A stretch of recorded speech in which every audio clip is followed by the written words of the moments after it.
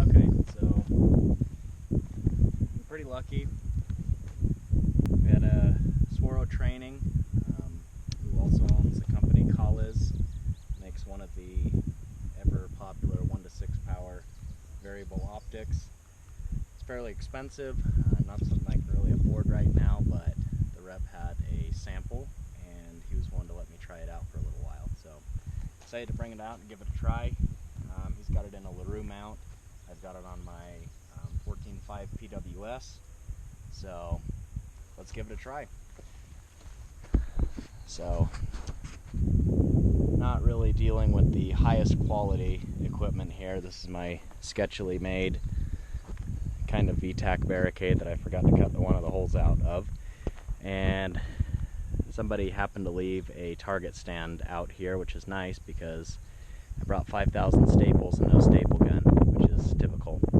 So about 25 yards away, I've got just a USPSA target. You probably can't see it out there. About 125, I've got a, I don't know what it is, quarter scale USPSA target.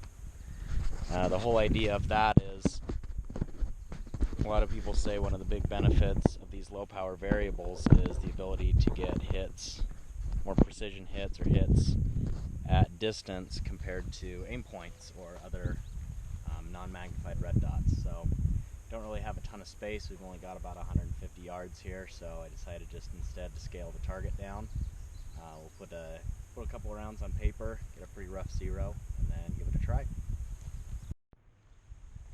Okay, so I've done a very, very rough zero, but it looks like it's close enough to get on the steel out at 125. So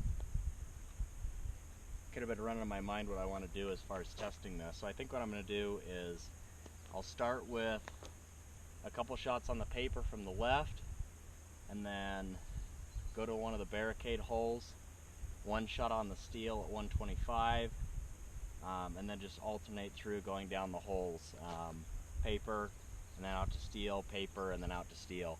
On each of these, I'm going to crank it back to 1 to go to the paper, and then crank it up to 4, 5, 6, whatever, out on the steel. It's not really going to increase accuracy per se, but I just want to get some time practicing it and see how it goes. One thing I've noticed on this lever, it's very smooth, very easy to use. It's got a, you probably see it here, a little bit of a built-in fin. No need to go buy an aftermarket lever or anything like that. I understand that Vortex has since improved the razor a while ago, but the magnification ring used to be fairly difficult to use. This one is awesome. It's about perfect. So here we go. Once again, I also forgot the timer, so it's isn't super scientific, but just give me some time on it to give it a try, see how I like it.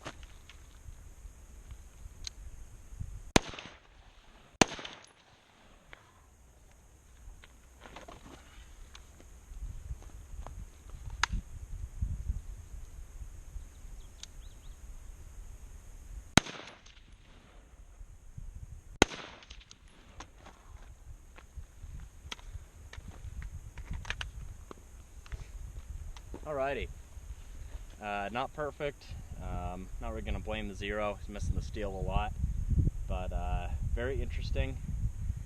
Bringing it back to 1, it really does feel like a red dot.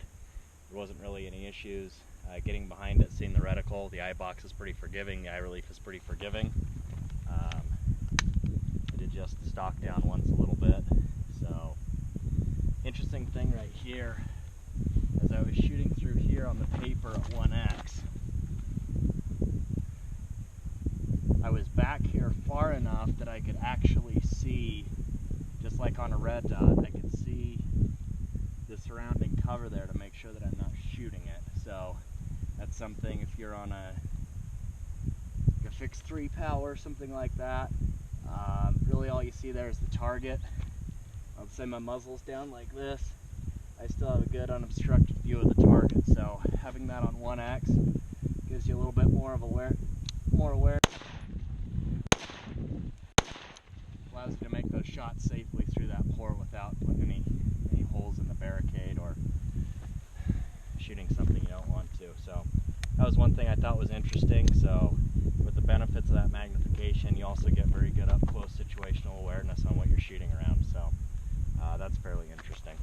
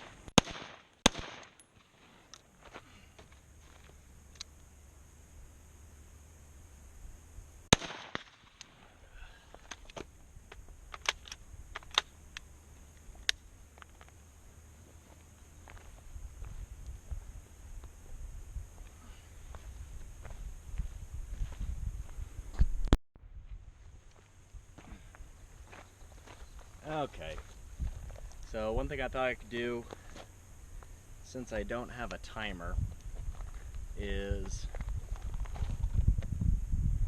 do a couple shots on the steel out of distance and do it one run on 1x, do it one run on 6x, to see what the difference is. Obviously, like I said, there's no timer, there's no measurement besides my Mark 1 Mod 0 shot timer in my brain, which is fairly subjective. So we'll just go, maybe we'll start, do a hit on the left, switch around, right-handed hit on the right, and then go one each through the 5 holes that I've got.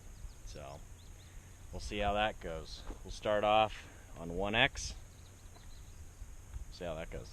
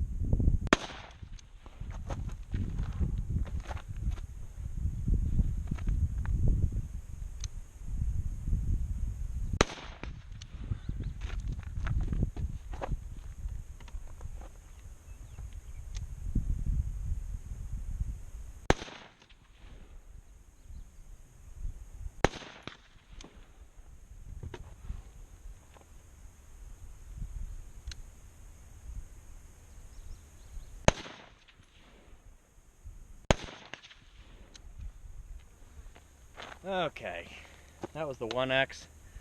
I'm not gonna lie, that was a little rough. There are a few of those shots I'm not really sure how they hit. They did. I could see the post of the target easier than I can actually physically see the target. I'll include a shot of this, but it's probably, I wish I had a sling, it's probably about yay tall. It's like a mini version of an IPSC target with a tiny little head on it about that big. So, not that the rifle's not able to easily hit that, but as far as seeing it, on that backdrop, it's all lead colored because it's been hit so much in the past on a pretty fairly similarly colored background. It's pretty hard to pick it up. Still was able to make hits on all but one of the spots. After about 3 or 4 rounds, I just moved on. I think that's one of the big advantages of the variable power, is not so much that it's going to increase your accuracy, but it's going to increase your ability to see what you're shooting at. I mean, I already know on 6X, I've seen that target down there through the scope on 6X. It's much easier to pick out. It's easier to see where your shots are going. So we'll just run it through here really quick. Crank it over here to 6 now and see how that goes. Run through a similar course of fire.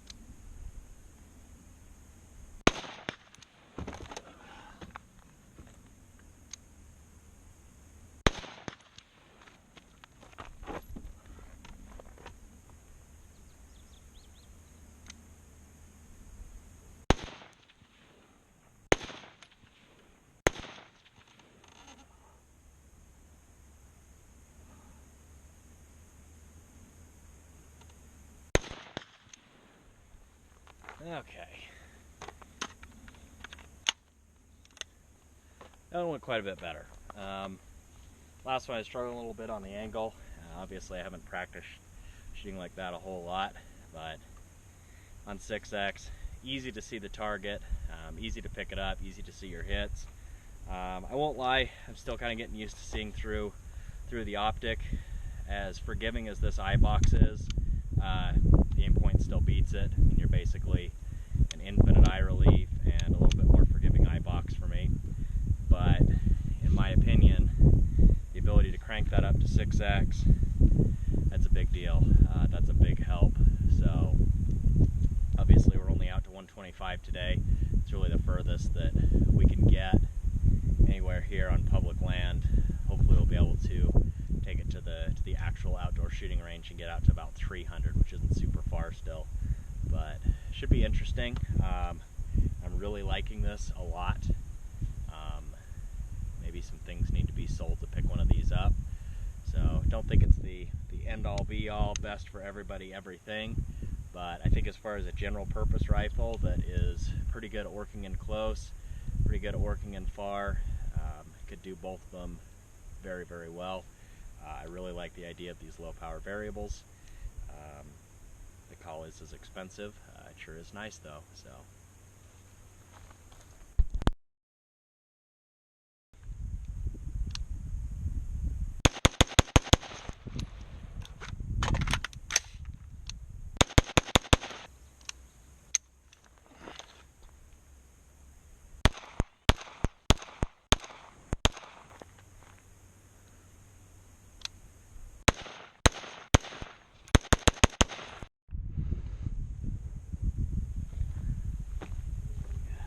Okay, I guess while I'm out here, get everything already set up. Do a little work on the barricade with a handgun. Threw this belt on because it was easy to put a rifle mag holder on it that I had laying around. So, see how this goes.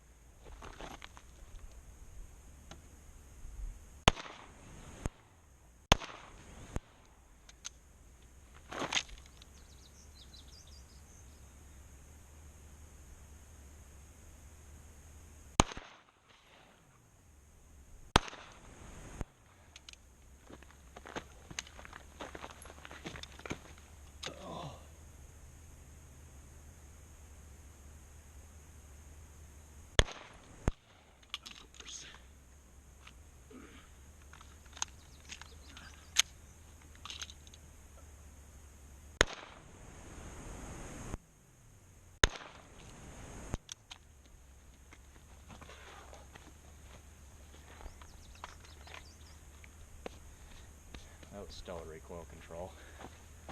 Okay. Walk down here, be accountable, see the shots all over the place.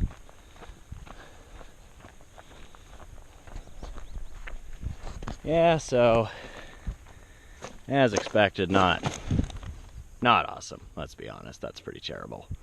Kind of shots all over the everywhere, but no excuse, just get better.